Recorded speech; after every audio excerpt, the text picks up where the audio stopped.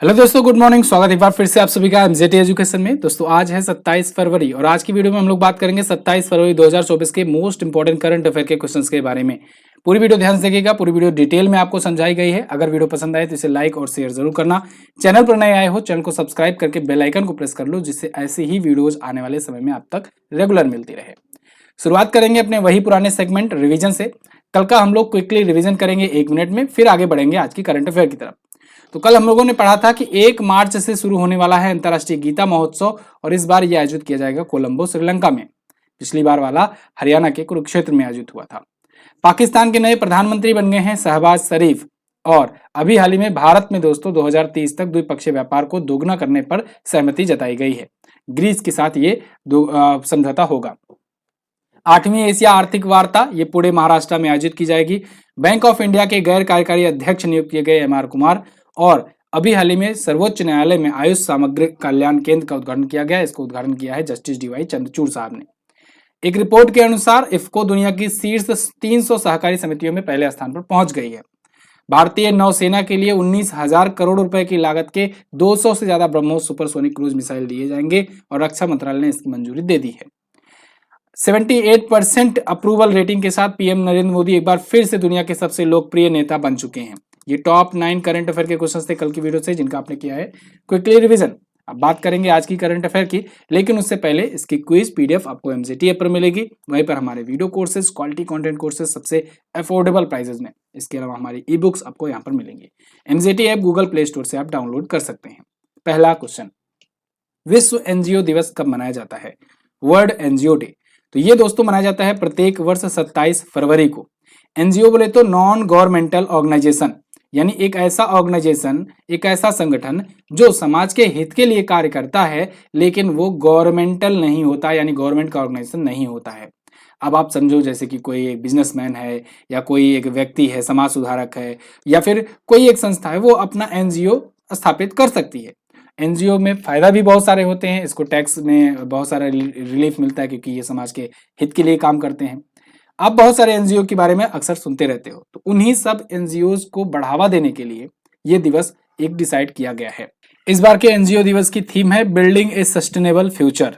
साल 2014 से ये मनाया जाना शुरू हुआ है। अगला, भारत, श्रीलंका और मालदीव के बीच त्रिपक्षीय अभ्यास दोस्ती 16 कहाँ आयोजित हुआ? तो दोस्तों दोस्ती 16 का ये आयोजन मालदीव, श्रीलंका और इंडिया के बीच में किया जाता है और अभी इसका आयोजन मालदीव में शुरू हुआ है।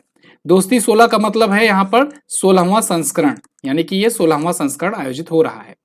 भारत, मालदीव और श्रीलंका त्रिपक्षीय 3 देश इसमें शामिल होते हैं। बांग्लादेश को इस बार ऑब्जर्वर के रूप में शामिल किया गया है, मतलब बांग्लादेश भी इसमें शामिल हो रहा है, लेकिन एज ए ऑब्जर्वर। तो देखो ये ट्राइलेटरल एक्सरसाइज है। अच्छा, भारत मालदीव के बीच में इसकी शुरुआत हुई थी सबसे पहले 1991 से, लेकिन 2012 में आकर के श्रीलंका जुड़ गया, तो इस हिसाब से ये 16वां हुआ। तो 22 से 25 फरवरी के बीच में ये आयोजित किया गया मालदीव में। मालदीव कहाँ पर है? तो अगर आप देखोगे इंडिया के मैप में तो बहुत ही छोटा सा है। इंडिया का मैप भी यहाँ पर पूरा जूम करने पर ये दिखता है, थोड़ा सा यहाँ पर मालदीव दिखता है, ठीक है। तो ऊपर देखो ये भारत है, यहाँ पर श्रीलंका और यहाँ पर छोटा सा है मालदीव। ओके, तो मालदीव की राजधानी माले होती है। मोहम्मद मोइज्जू अभी यहाँ के प्रेसिडेंट बने हुए हैं। आगे, हाल ही में DRDO ने किस स्वदेशी लेजर हथियार के परीक्षण करने की घोषणा की है? तो DRDO यानी Defence Research and Development Organisation, इसने अभी दुर्गा 2 नाम से एक स्वदेशी लेजर हथियार, लेजर वेपन परीक्षण करने की, टेस्टिंग करने की घोषणा की हुई है। कुछ इस प्रकार से होगा लेजर वेपन। लेजर वेपन की फायदे वाली बात यह होती है कि इसमें कॉस्टिंग बहुत कम हो जाती है। क्यों? क्योंकि इसमें कोई ऐसा नहीं है कि आप जो है निशाना लगाओ, यहाँ पर मिसाइल छोड़ो और मिसाइल जाकर के टकराए तब फिर हो, और वो मिसाइल बनाने में खर्च आता है। यहाँ पर लेजर बीम के जरिए निशाना लगाया जाता है और निशाने को ध्वस्त किया जाता है। तो ये लेजर बीम वेपन है। दुनिया में कई सारे देश हैं जो इस पर काम कर रहे हैं ऑलरेडी।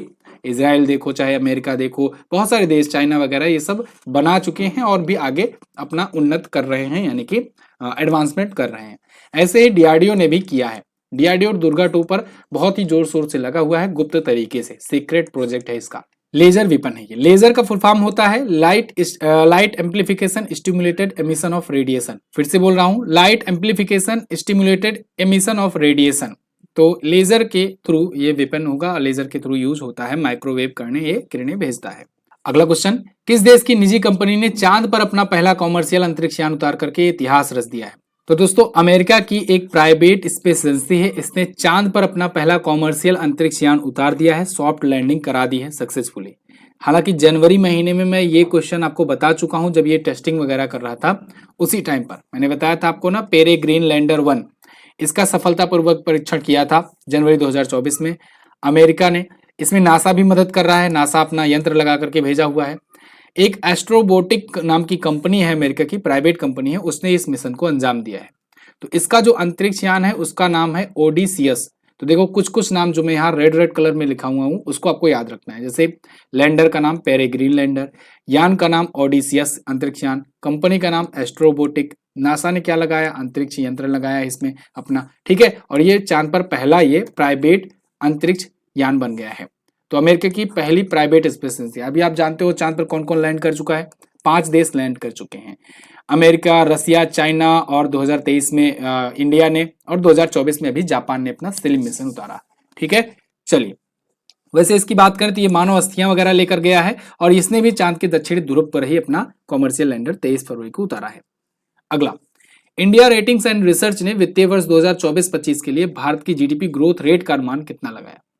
तो देखो इंडिया रेटिंग एंड रिसर्च ये भी एक ऐसे रेटिंग एजेंसी है, इसने अभी 2024-25 के लिए भारत की जीडीपी ग्रोथ रेट का अनुमान बताया है 6.5%।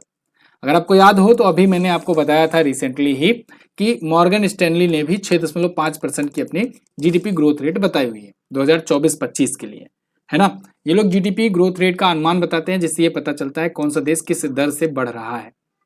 जीडीपी बोले तो ग्रॉस डोमेस्टिक प्रोडक्ट, यानी सकल घरेलू उत्पाद, किसी एक वित्तीय वर्ष में किसी एक देश की सीमा के भीतर भीतर जितने भी सेवाओं का और प्रोडक्ट का उत्पादन होता है उसे ही कहते हैं ग्रॉस डोमेस्टिक प्रोडक्ट, ठीक है जी। तो यहाँ पर 2024-25 के लिए प्रिडिक्शन दिया गया है। अब वो जो उत्पादन होता है, ध्यान रहे, ये जो ग्रोथ रेट का अनुमान जारी करते हैं ये क्या है? ये वृद्धि दर है। मतलब कि जीडीपी तो आप, एक जीडीपी होता है कितना उत्पादन हुआ, लेकिन उत्पादन में वृद्धि कितनी हो रही है पिछली बार के मुताबिक, ये बताता है वृद्धि दर का अनुपात, ठीक है ना।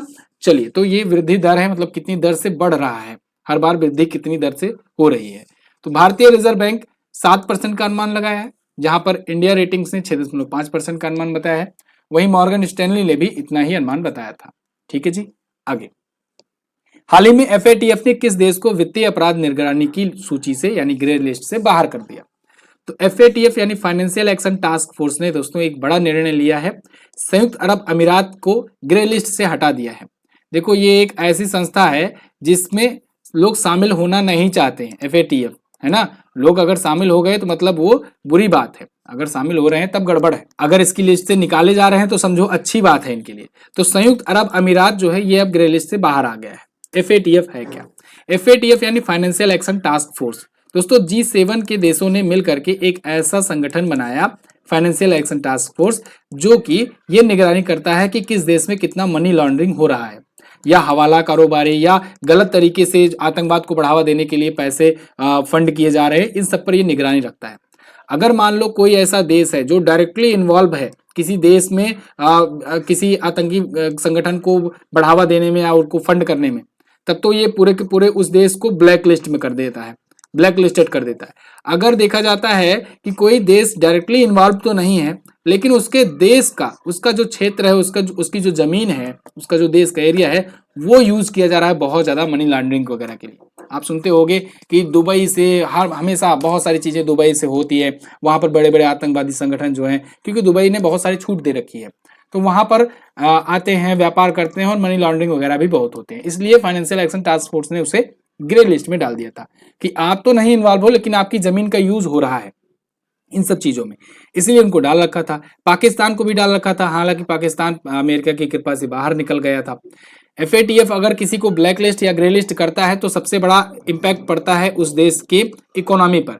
क्यों? क्योंकि एफडीआई आना कम हो जाता है, फॉरेन डायरेक्ट इन्वेस्टमेंट कम आना हो जाता है, क्योंकि अगर मान लो वो जमीन आतंकवाद के लिए यूज हो रही है, फंड के लिए, तो फिर कोई कंपनी वहां पर इन्वेस्ट करना नहीं चाहेगी, ऑब्वियस सी बात है, हर कोई डरेगा वहां से। लेकिन दुबई वगैरह का अलग ही भौकाल है, तो ये लोग तो भाई, इनका तो फंड भी मिल ही जाता है, कितना भी इनको ग्रे लिस्ट में डाल दो, लेकिन बाकी और देश जैसे पाकिस्तान वगैरह हैं भिखारी बन गए इसी चक्कर में, है ना। ग्रे लिस्ट में लगातार उसको 5-6 बार डाल दिया गया था और यही वजह रही कि वो इतना गरीब हो गया।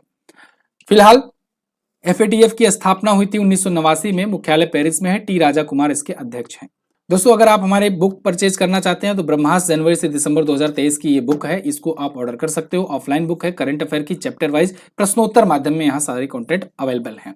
चैप्टर वाइज डिटेल एक्सप्लेनेशन है, आपको यहाँ पर क्वेश्चन आंसर मिलेंगे, साथ ही साथ डिटेल एक्सप्लेनेशन मिलेंगे और ऐसे 2336 प्लस वन लाइनर भी दिए गए हैं। जहां वन लाइनर की जरूरत है वहां वन लाइनर दिया गया है और जहां डिटेल क्वेश्चन आंसर के माध्यम में डिटेल एक्सप्लेनेशन की जरूरत है वहां डिटेल एक्सप्लेनेशन के साथ Q&A दिया गया है।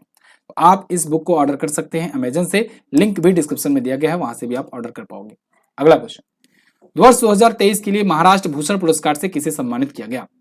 तो महाराष्ट्र भूषण पुरस्कार 2023 से दोस्तों सम्मानित किया गया है किसे? अशोक सराफ को।